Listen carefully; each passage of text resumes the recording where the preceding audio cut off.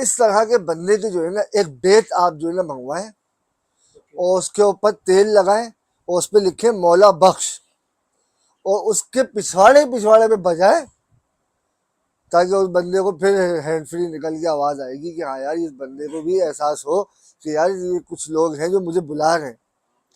مطلب مسئلہ یہ ہوتا ہے نا کہ آپ اگر ضرورت سے زیادہ کسی کو عزت دے دیں نا تو وہ ہضم نہیں ہو پاتی. تو جس کو ہضم نہیں ہوتی ہے اس کے بیت بتایا نا میں نے. بلکہ دبئی میں تو لا ہے نا کوڑے 70 کوڑے لٹا کے الٹا مارو ان کے.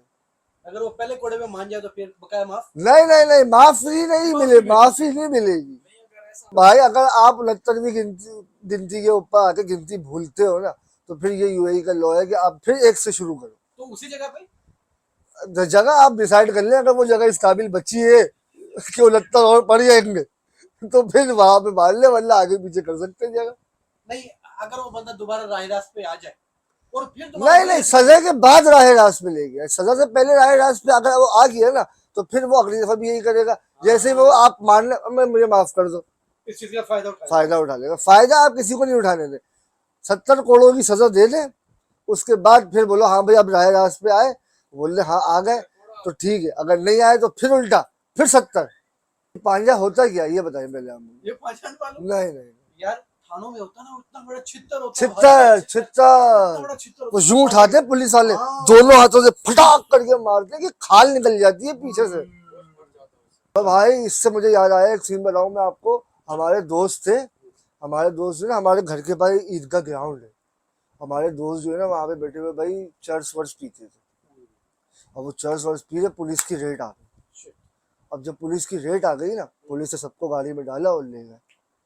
اب لے گئے بھی ہمارے پاس فون آیا کہ یار وہ ایسے اٹھا کے لے گئے چھڑوانے جانا ہے.